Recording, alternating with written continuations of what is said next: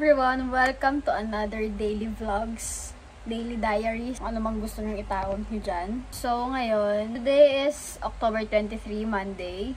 Meron akong interview for isang in-applyan ko. Opo, nag-apply ako kahit may work ako. Yung interview ko is 2 PM and 1 PM na yata. Kung agad akong matatapos doon guys, pupunta ako ng Lakeshore kasi magpipicture ako ng damit. Kapag umulan, hindi ako matutuloy. Opo. And meron pala akong gustong i-share sa inyo. Ito yung Vita Bears guys. Not sponsored. Gusto ko lang i-share kasi dito nawala yung mga breakouts ko. Dito siya nabawasan. Ayan, meron lang akong dalawang pimple ngayon kasi nagpuyat ako nung isang gabi. 3 AM na yata ako natulog. Ayun. Kapag talaga nagpupuyat ako, kapag umaabot ako ng 3 AM, dun talaga ako nag-breakout. Pero kapag natutulog naman ako na maaga, tapos sinasabayan ko nitong Vita Bear, nawawala talaga yung mga breakouts ko. Ayun siya guys. Ilalagay ko sa description box yung link. And ang dami ko na ding napatry nito. Tapos naging effective din sa kanila. Ayun o, konti na nga lang yung sa akin. 2 gummies a day yung i-take nyo dito. Binabaligtad na naman yung nira-ira yung bahay namin. Ayun lang yung share ko sa inyo. Tapos na akong mag-makeup. Magli-lipstick na lang ako. Alam niyo yung sakit nitong labi ko kasi meron niyang balat, tas hinila ko, tas yun, nasugat eh.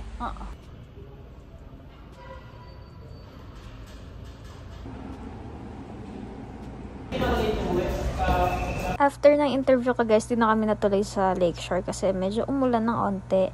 Nag-Angeles na lang kami at nag-ukay. Yung napuntahan namin since wala kaming maparkingan sa iba. Tapos yung parking naman, sobrang layo sa ukay. Kaya ito na lang. Dito na lang kami nagpunta and sobrang daming Jordans guys. I swear, ang gaganda. Like new pa sila. Kaya lang, 22.5 cm lang sila. Hindi ko sila kasya te. 23 cm ako. Dito yung mga nakikita nyo sa TikTok na mga nagtitinda ng bibingka, puto bumbong. Dito lang siya sa may Pisabang Maragul sa Angeles. Wala kaming alam kainan doon kaya umuwi na lang kami. Tapos kumain na lang kami dito sa may McDo, malapit sa kanto namin.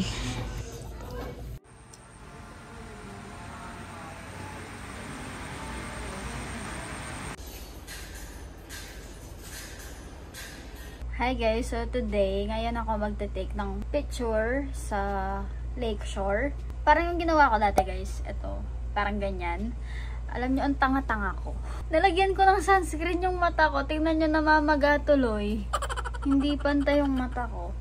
Ang hapde, ito yung sunscreen ko, gel type siya.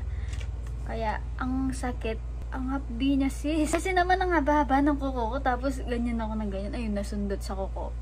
Nagme-makeup ako ngayon guys. Halata naman kasi nga nalagyan ko ng nalagyan ko ng sunscreen yung mata ko. Ito si Pandan. Ayan, nakuha ko siya sa claw machine. Yung mga claw machine dito sa Pampanga, sa SM Pampanga, sa Robinson, sa Walter Mart, puro payout. Kaya swerte ka na lang kung makakuha ka. Kaya Pandan yung pangalan kasi panda siya, tapos kulay green yung damit niya. Pandan, di ba? Talino ko doon. Yun lang, tutuloy ko lang yung makeup ko. Kagabi pala guys, nakalimutan kong nag-vlog na naman ako. Ayan na naman yung sakit ko.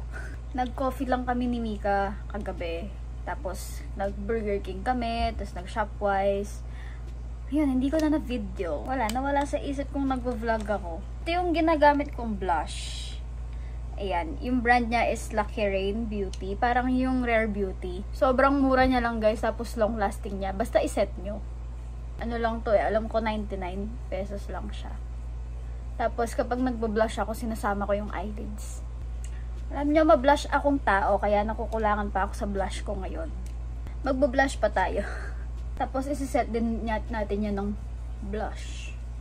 Before anything else, nag-take out muna kami sa McDo.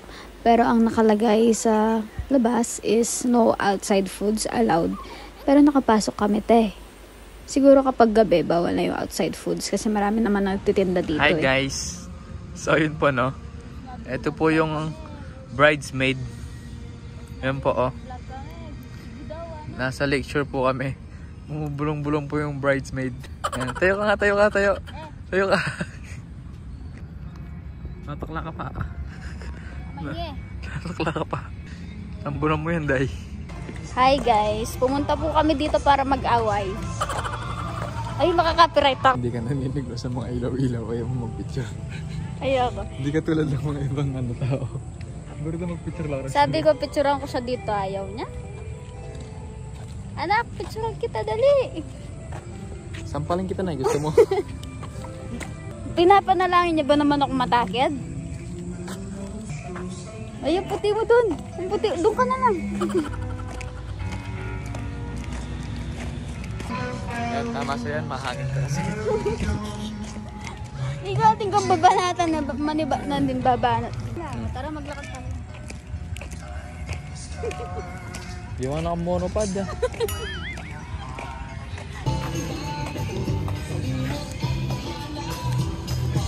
Merong ano, merong carousel. Tapos meron pong perya doon. Opo. Ito po yung mga... Hello, food spot. Hindi tao ba to? Hindi. Uy, di ba exit doon? Hindi naman gumagalaw eh. Gumagalaw. Aliyah? Aliyah? Hindi naman gumagalaw. Next day guys, nag-pick up kami ng bail from Victory Liner. Ito yung mga pinapost kong mga bralets sa Instagram ko. Unicorn Love PH2. Yun, i-follow nyo na lang kung gusto nyo ng mga ganyan. Giram ka na ng gunting. Oo.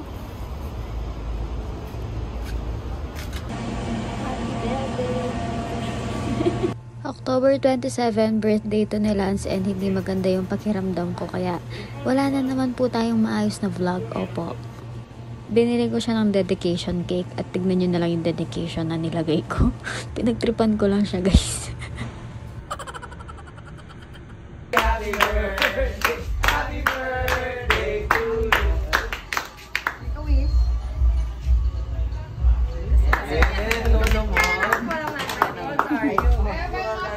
Hi guys, so ayan, di ko na natuloy yung vlog ko nung birthday nila kasi vinertigo ako and panic attack ako. Sinumpong ako guys, kaya ayun, wala po akong maayos na vlog dito sa vlog na to, and ngayon sumusumpong pa rin yung vertigo ko. 2 days na. Ayun lang. Only pink. Tapos, nakagano siya sa akin. Tapos, Sulit pa lang. Tapos sumakit yung dyan. Tapos sumakit yung dito ko. Hawakan mo.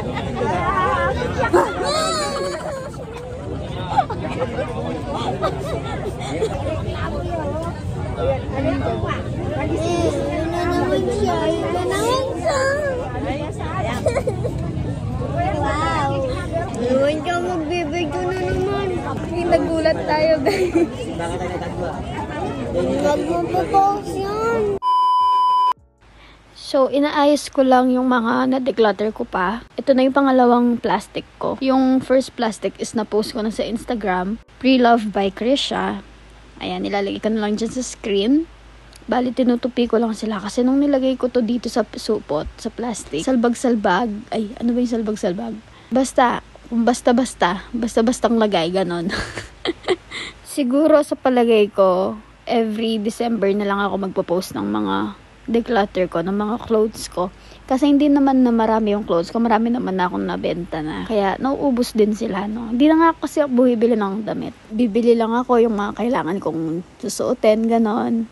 Ay, nawawala na yung boses ko guys. Nag-Bigo live kasi ako kagabi. So, ayan na yung mga naayos ko. At aayusin ko pa. Marami-rami pa siya te. Tapos meron pa pala ditong konti sa second bag. Hi guys! So, eto na yung next day nung nag-aayos ako kagabi ng mga pre-love ko.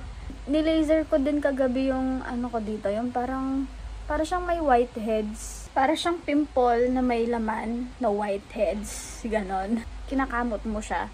Ayun, doon lang siya sumasakit. Unlike sa mga whiteheads na hindi man masakit. And day by day, napapansin ko na lumalaki siya. Kasi dati, katuldok lang yun eh. Pero ngayon, mas lumaki na siya. Hindi ko na natiis, since meron naman din pang laser si ate ko. Nilaser ko na siya. Ayun o, kung nakikita niyo yung black na yan, dun siya galing. Yung laser na ginamit ko is yung pang wart and pang, ano tawag dito, mole. Actually, ito nunal to dati. Pinalaser ko na lang. Panatirang konti, diba? Pero malaki to dati, Pinatanggal ko siya second year high school ako sa doktor na. Kasi nabubuli ako dyan. Kaya, bye-bye. I've been feeling so down, yeah. Can you tell